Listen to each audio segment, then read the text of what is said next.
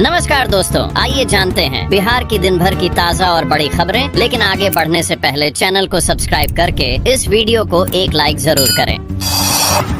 बिहार में 51 दिनों में लगेंगी 15 नई फैक्ट्रियां, युवाओं को मिलेगा रोजगार। बिहार के औद्योगिक विकास को बढ़ावा देने के लिए उद्योग विभाग ने विशेष योजना बनाई है। अगले 51 दिनों में 15 नई औद्योगिक इकाइयां स्थापित की जाएंगी। इसके साथ ही बिहार को 1,81,000 करोड़ रुपए के निवेश प्रस्ताव मिले हैं, जो राज्य में रोजगार के नए अवसरों को पैदा करेंगे। उद्योग विभाग ने निवेशकों के लिए मंजूरी प्रक्रिया को सरल बनाने का वादा किया है, जिससे बिहार में औद्योगिक गतिविधियां तेजी से बढ़ेंगी।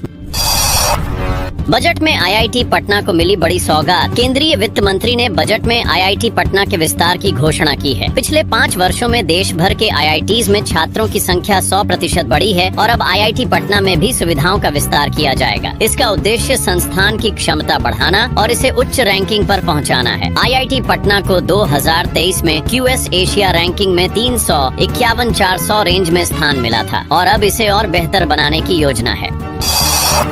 भागलपुर में विकास की नई आंधी। सीएम नीतीश कुमार ने की ये बड़ी घोषणाएं। मुख्यमंत्री नीतीश कुमार ने अपनी प्रगति यात्रा के दौरान भागलपुर जिले के लिए कई नई विकास योजनाओं की घोषणा की है। इनमें बुनियादी ढांचे, स्वास्थ्य, खेल, उद्योग और परिवहन से जुड़ी परियोजनाएं शामिल हैं। विशेष रूप से भागलपुर में एक नया रेलवे ओवरब्रिज और अंतर्राज्यीय बस अड्डा बनेगा, जिससे यातायात की समस्याओं में कमी आएगी। इसके अलावा जवाहरलाल नेहरू मेडिकल कॉलेज में कैंसर के इलाज के लिए सुपर स्पेशलिटी विभाग की स्थापना की जाएगी, जिससे मरीजों को बेहतर चिकित्सा सुविधाएं मिलेंगी। 12 लाख की आय के टैक्स फ्री होने से बिहार के 6 लाख लोगों का फायदा। वित्त मंत्री निर्मला सीतारमण ने बजट में यह घोषणा की कि अब 12 लाख रुपए तक की सालाना आय पर कोई टैक्स नहीं लगेगा। इस छूट का सीधा फायदा बिहार के लगभग 6 लाख लोगों को होगा, जिनकी सालाना आय 12 लाख रुपए तक है। इसके अलावा आयकर स्लैब में भी बदलाव किए गए हैं, जिससे मध्यम वर्ग को टैक्स में राहत मिलेगी। अब की बार किसानों पर मेहरबान। मोदी सरकार ने बजट में अन्नदाताओं के लेकर किया बड़ा ऐलान। केंद्रीय वित्त मंत्री ने बजट में किसानों के लिए कई महत्वपूर्ण घोषणाएं की हैं। किसान क्रेडिट कार्ड की लिमिट 3 लाख से बढ़ाकर 5 लाख रुपए करने की घोषणा की गई है। इसके अलावा बिहार में मखाना बोर्ड की स्थापना की जाएगी, जिससे मखाना उत्पादकों को फायदा होगा। प्रधानमंत्री धन धान्य योजना के तहत किसानों को और सहायता देने की योजना है। साथ ही तुअर, उड़द और मसूर पर विशेष ध्यान दिया जाएगा। एसीएस सिद्धार्थ का सभी हेडमास्टरों को नया फरमान मार्च तक हर हाल में पूरा करें। यह टास्क बिहार के शिक्षा विभाग ने सरकारी स्कूलों में शिक्षा की गुणवत्ता सुधारने के लिए नया फरमान जारी किया है। नए शैक्षणिक सत्र से छात्रों को समय पर किताबें वितरित की जाएंगी, ताकि वे परीक्षा से पहले पूरी तैयारी कर सकें। इसके अलावा अब बच्चों को रटवाने की बजाय समझाकर पढ़ाया जाएगा, ताकि वे घुमावदार प्रश्नों के सही जवाब दे सकें। महाकुंभ भगदड़ में बिहार के मृतकों की संख्या पहुंची 16। सिर्फ गोपालगंज के इतने लोगों की मौत। प्रयागराज महाकुंभ में मौनी अमावस्या के दिन मची भगदड़ में बिहार के 16 लोग अपनी जान गंवा चुके हैं। शुक्रवार को विभिन्न जिलों से मृतकों की पहचान हुई, जिनमें सारण जिले की मां बेटी और गोपालगंज, भोजपुर और शेखपुरा जिले की महिलाएं शामिल हैं। गोपालगंज से मरने वालों की संख्या 5 हो गई है। इसके अलावा अन्य जिलों से भी मृतकों की पहचान की गई है, जिनमें शेखपुरा के एक महिला भी शामिल है। बिहार में 6.7 डिग्री तक पहुंचा तापमान। इस दिन से बदलेगा मौसम। आज 12 जिलों में घने कोहरे का अलर्ट। बिहार में ठंड का असर बढ़ रहा है और शनिवार को 12 जिलों में घने कोहरे का अलर्ट जारी किया गया है। तापमान 6.7 डिग्री तक गिर चुका है और मौसम विभाग ने 3 फरवरी से मौसम में बदलाव का अनुमान जताया है। 6 फरवरी से ठंड में और वृद्धि हो सकती है। इस दौरान पर्वतीय इलाकों में बर्फबारी और बिहार में बारिश की संभावना जताई गई है, जिससे ठंड बढ़ेगी।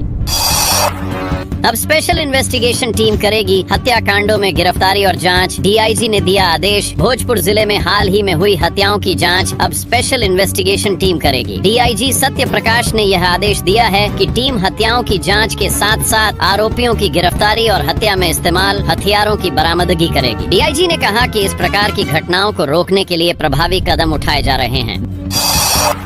बिहार में पर्यटकों को मिलेगी बेहतर सुविधा और स्वच्छता। सरकार ने बनाया प्लान। बिहार सरकार अब पर्यटकों को बेहतर सुविधाएं और स्वच्छता देने के लिए कदम उठा रही है। पर्यटन मंत्री नीतीश मिश्रा ने पटना में होटल मौर्या में एक कार्यशाला का आयोजन किया, जिसमें होटल संचालकों और टूर ऑपरेटरों से स्वच्छता को लेकर चर्चा की गई। मंत्री ने कहा कि बिहार के पर्यटन स्थलों पर साफ सफाई और बेहतर सुविधाओं को बढ़ावा दिया जाएगा, ताकि देश भर से अधिक पर्यटक बिहार का रुख करें।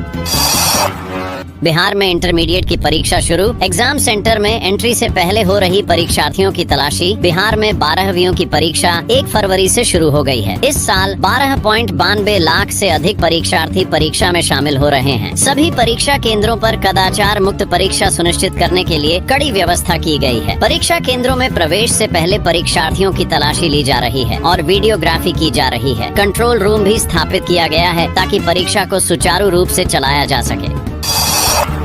वित्त मंत्री का ऐलान, बिहार के 40 लाख किसानों को अब मिलेगा सस्ता कर्ज। केंद्रीय वित्त मंत्री निर्मला सीतारमण ने बजट में घोषणा की कि बिहार के 40 लाख किसानों को अब सस्ता कर्ज मिलेगा। किसान क्रेडिट कार्ड की लिमिट 3 लाख से बढ़ाकर 5 लाख रुपए कर दी गई है। इससे बिहार के छोटे और मझोले किसानों को विशेष फायदा होगा, जो खेती के लिए सस्ते दर पर ऋण लेने में सक्षम होंगे। यह कदम बिहार के ग्रामीण क्षेत्रों में आर्थिक स्थिति सुधारने में मदद करेगा।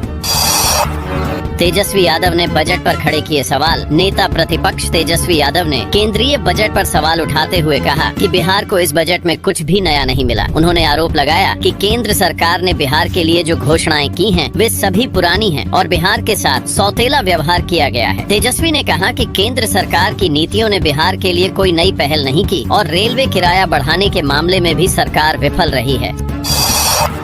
सांसद पप्पू यादव ने आम बजट को बताया छलावा। कहा, सरकार ने लगाया 25% टैक्स। पूर्णिया से निर्दलीय सांसद पप्पू यादव ने केंद्रीय बजट पर प्रतिक्रिया दी और इसे छलावा बताया। उन्होंने कहा कि मोदी सरकार बिहार के मुख्यमंत्री नीतीश कुमार के भरोसे चल रही है, लेकिन बिहार को न तो विशेष पैकेज मिला और न ही विशेष राज्य का दर्जा। पप्पू यादव ने यह भी कहा कि 25 लाख रुपए तक की आय वालों पर 25% टैक्स लगाने का निर्णय गलत है और इस बजट में किसानों और स्वास्थ्य क्षेत्र के लिए कुछ नहीं है। इसके अलावा उन्होंने कहा कि मनरेगा में भी कटौती की गई है, जो मजदूरों पर हमला है।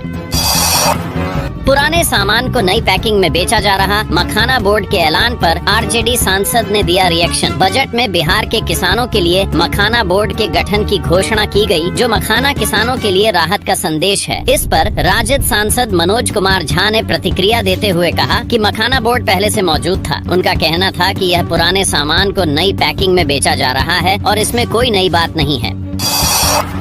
आरा के लोगों के लिए खुशखबरी, 2 और जगह खुला SBI का ब्रांच। आरा में स्टेट बैंक ऑफ इंडिया की 2 नई शाखाएं खोली गई हैं, चंदवा मोड़ और 0 माइल। इन शाखाओं के खुलने से जिले में कुल शाखाओं की संख्या 21 से बढ़कर 23 हो गई है। यह कदम न केवल शहरी क्षेत्रों में बल्कि आसपास के ग्रामीण इलाकों में भी लोगों के लिए वित्तीय सेवाओं को पहुंचाने के लिए अहम साबित होगा। आरा के लोगों के लिए खुशखबरी, 2 और जगह खुला SBI का ब्रांच। आरा में स्टेट बैंक ऑफ इंडिया की 2 नई शाखाएं खोली गई हैं, चंदवा मोड़ और 0 माइल। इन शाखाओं के खुलने से जिले में कुल शाखाओं की संख्या 21 से बढ़कर 23 हो गई है। यह कदम न केवल शहरी क्षेत्रों में बल्कि आसपास के ग्रामीण इलाकों में भी लोगों के लिए वित्तीय सेवाओं को पहुंचाने के लिए अहम साबित होगा। भाप इंजन से वंदे भारत तक का साक्षी रहा दानापुर मंडल। मनाया गया शताब्दी समारोह। दानापुर मंडल ने अपनी स्थापना के 100 साल पूरे किए हैं। इस मौके पर शताब्दी समारोह मनाया गया, जिसमें मंडल की 100 साल की यात्रा और रेलवे के बदलते दौर को दर्शाया गया। यह मंडल भाप इंजन से लेकर वंदे भारत तक की यात्रा का गवाह रहा है और इसका तकनीकी दृष्टिकोण में भी काफी विस्तार हुआ है। 1 मिनट की देरी और साल बर्बाद। विक्रमगंज में परीक्षा से वंचित छात्राओं ने जमकर किया बवाल। विक्रमगंज के इंदु तपेश्वर सिंह महिला कॉलेज में इंटरमीडिएट परीक्षा के पहले दिन 15 छात्राएं 1 मिनट की देरी से परीक्षा केंद्र पहुंचने के कारण परीक्षा से वंचित रह गयीं। इसके बाद छात्राओं ने परीक्षा केंद्र पर जमकर बवाल किया और प्रशासन से अंदर जाने की गुहार लगाई। बाद में पुलिस और प्रशासन ने मामला शांत किया। लालू प्रसाद के पूर्व निजी सचिव की बढ़ी मुश्किलें। कोर्ट ने मुकदमा चलाने की दी परमिशन। लालू प्रसाद के पूर्व निजी सचिव और भारतीय प्रशासनिक सेवा के अधिकारी RK महाजन के खिलाफ जमीन के बदले नौकरी घोटाले में मुकदमा चलाने की अनुमति मिल गई है। दिल्ली की राउज एवेन्यू कोर्ट ने CBI को जांच में तेजी लाने का आदेश दिया है। इस मामले में महाजन से पूछताछ की उम्मीद की जा रही है, जिससे कई अहम सुराग मिल सकते हैं। बिहार में 51 दिनों में लगेंगी 15 नई फैक्ट्रियाँ। युवाओं को मिलेगा रोजगार। उद्योग विभाग ने बनाया प्लान। बिहार में औद्योगिक विकास और निवेश को बढ़ावा देने के लिए उद्योग विभाग ने बड़ा कदम उठाया है। अगले 51 दिनों में 15 नई औद्योगिक इकाइयां स्थापित करने का लक्ष्य रखा गया है। इसके लिए विभाग ने विशेष प्लान तैयार किया है। दरअसल दिसंबर में आयोजित बिहार बिजनेस कनेक्ट 2024 में राज्य को 1,81,000 करोड़ रुपए के निवेश प्रस्ताव मिले हैं। इन प्रस्तावों को जल्द से जल्द धरातल पर उतारने के लिए उद्योग विभाग ने अपनी रणनीति तैयार कर ली है। उद्योग विभाग निवेशकों को तेजी से मंजूरी प्रक्रिया और वन स्टॉप निवेश सहायता उपलब्ध करा रहा है। इस निवेश से राज्य के हजारों युवाओं को रोजगार मिलेगा।